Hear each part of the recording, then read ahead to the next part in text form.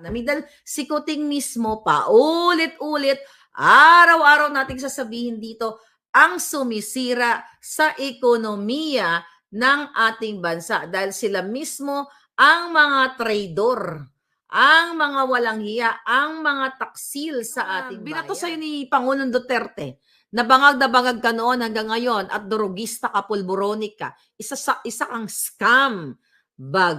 Okay, isa kang jutang Ginemes. Sinagot mo ba? Harapin ang taong bayan na magpapulburon test ka para matahimik na, well, hindi naman talaga matatahimik. Yang ginagawa mo. Bakit hindi mo sagutin ang inaakusa na, not really accusation? Okay? Yung mas smuggler ninyong kasabwat na si Michael Ma. Ito nga mga kababayan, bago natin ituloy ang video na ito, kung bago ka lang sa aking YouTube channel baka pwede makahingi ng like at subscribe at click mo na rin ang notification bell para updated ka sa aking nilalabas na bagong video. Salamat po. It's all bullshit. It's all katarantaduhan. Babalik na naman ba tayo? Babalikan ko na naman. Sabi ko nga, bago sana siyang mamasahe, gumamit ng gasolina, gumamit ng fuel, lumamon ang mga buwaka ng inang Lisa kaya bumutod, umiinom ng alak sa loob ng eroplano, yung gastos pangbayad sa mga girl, lalo na sumabit sa loob ng eroplano, pangbayad sa mga mainstream media na millions of pesos, bago sana siya lumipad sa Australia at babalik na naman yung hayop na yan sa March 4. Alam nyo ba? Pag uwi niyan, uwi na yata yan ngayon eh. Babalik na naman niya uli sa March for yung puki ng buwaka ng inang yan. Di ba? Again, bago sana siya pumunta, well, we all know, mga kababayan.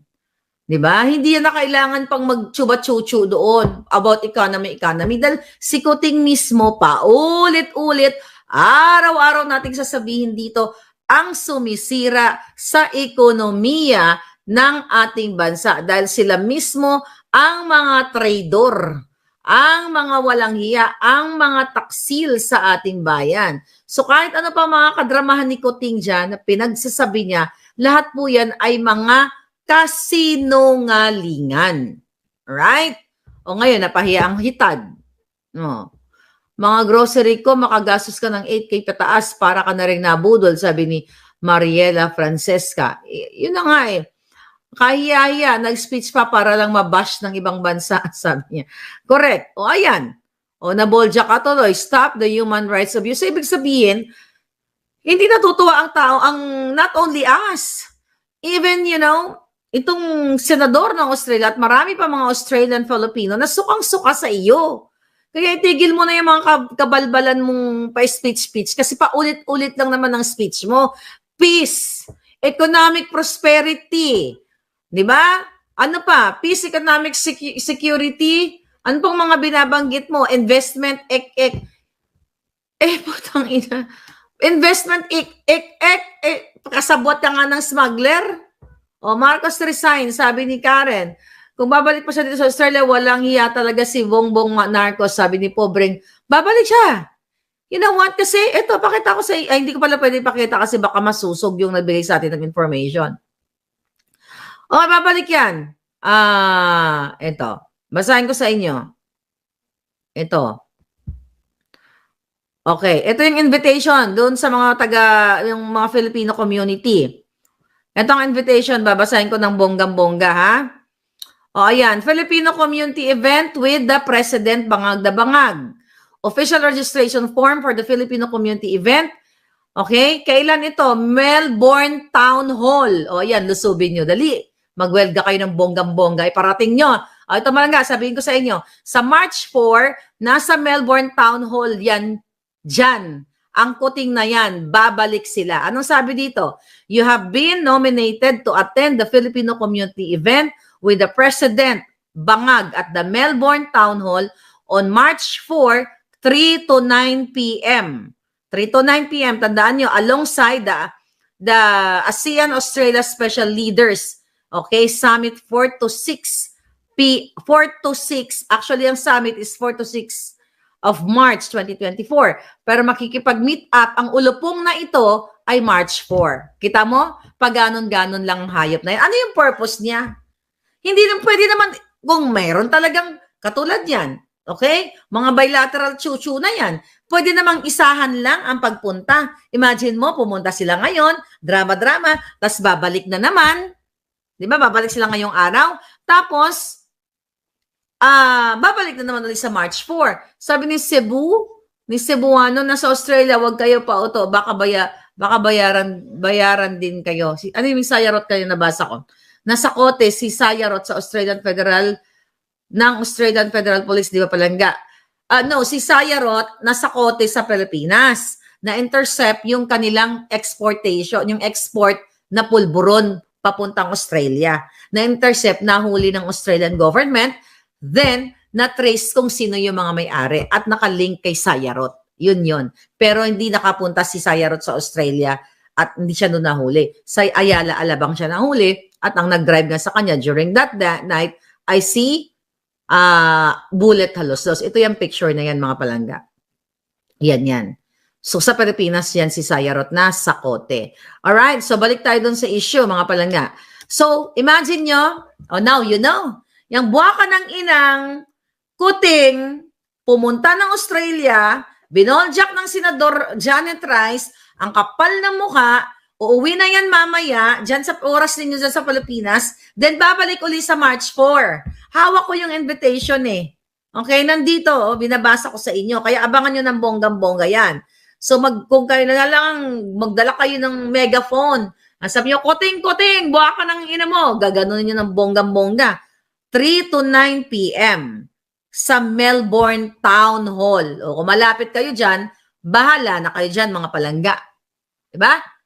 O, anong kadyutahan yan? Kapal na mukha, diba? O, bago umalis, anong ginawa ng hinayupak ni Kuting? Anong ginawa ni Kuting? Anong ginawa niya sa kay pangalan nito? Anong pinagsasabi niya kay Pastor Kibuloy? Ito, ang sabi ng Julul, kaya tungkol sa sinabi nga ni Pastor Kibuloy na assassination, na pwede na ipapategi siya. Patawa-tawa pa siya. Ano sabi niya? Anong assassination? Okay? Ang gusto daw ni Kuting ay dumalo siya. Ito yung exact word niya. Ano sabi ni Kuting? If he has an opportunity in the hearings in both the House and the Senate to say his side of the story, then he should do it. Okay? Ayun na nga. Yan na ba? Nalipat na ba ang Supreme Court? So, korte na ba yung... Oy, Kuting, korte na ba yung ang Senado at saka Kongreso? So, dyan nalilitisin lahat? So, kitang-kita mo na sila ang nasa likod nito. So, monitored ni Kuting to. At yan, isa sa expose ko sa inyo. November pa lang, last year pa lang, sinabi ko na sa inyo na talagang gigipitin si Kibuloy. So, ngayon, gusto ni Kuting, yun nga, na magsalita daw si Pastor Kibuloy dito, nasasabi pa ni Kuting, ngayon, kung sinasabi niyang hindi totoo lahat yan, hindi totoo, walang nangyaring ganyan. E di sabihin niya, pagka ganito, ano mangyayari dyan? Hindi siya sisipot. Pag hindi siya sumipot, baka makontempt siya. Kaya nga lagi ko sinasabi, yung akusasyon sa inyo ni Glenn Chong, di ba? Na nakipagsabuatan kayo sa Smartmatic, sinagot niyo bang mga hayop kayo? Signed affidavit? Yung binato sa'yo ni Pangulong Duterte, nabangag ka noon hanggang ngayon at durugista ka, pulburonik ka, isa kang scam bag, okay? Isa kang jutang Ginemes, sinagot mo ba? Anong ginawa mo, Marcos Jr.? Diba? Binato mo ng what? Ginawan mo ng fake news ang prescription na tinitake o dating tinake ng Pangulong Duterte, yung Penta. Yan bang kaululan mo? Yan bang presidente? Tapos si Pastor Kibuloy ay gusto nyo nang litisin sa Senado at sa Kongreso. Malinaw pa sa sikat ng araw na ikaw ay, at saka si Lisa Smugs ay nasa likod nito. Wala kang utang na loob na buwaka ng ina ka. Wala nang ang pumansin sa'yo during the campaign. Hindi na nga nagpabayad sa'yo ang SMNI. Binaboy mo pang hinayupak ka. Binaboy nyo pa. Kung di ba naman kayo napakawalang hiya. Kayo na ang pinaka-demonyo, nalagpasan mo si Satanas. Hindi dumalo sa hearing si Pastor dahil hindi yan Supreme Court o hindi dadalo. Mabuti pa yung mga senador at na nagsisesyon, pulburon na lang kayo. Yun na nga mga palangga. O, ano sabi mo, Kuting? That's why my advice for him is just face the questioning in the House and in the Senate hearing. Maririnig natin ang kanyang side para malaman natin kung ano talaga nangyari dito. Ang kapal na mukha mo. Eh yung taong bayan na nire-require ka na magpa-drogista test ka, magpa-pulburon test kang abno. Ha? Napulburon ka. Ha? Ano? Bakit ayaw mong harapin ang taong bayan na magpa-pulburon test ka para matahimik na, well, hindi naman talaga matatahimik, yang ginagawa mo? Bakit hindi mo sagutin ang inaakusa na, not really accusation? Okay? Yung mas smuggler ninyong kasabwat na si Michael Ma, na ayaw mong papuntahin dyan sa kongresong hinayupak ka at sa halip ay pina-appoint mo pa sa special envoy to China. Iyo di puta ka. Oh, ngayon ang sasabihin mo, kailangan magpariwanag si Pastor Quiboloy? Si Pastor Quiboloy ba ay nagnakaw ng pera ng bayan? Hindi siya pinagtatanggol. Kung ano man yung kinaharap niyang kaso, doon sa korte niya harapin. Yan na ba ang korte ngayon? Ang Kongreso at Senado? Ikaw, buha ka ng ina ka.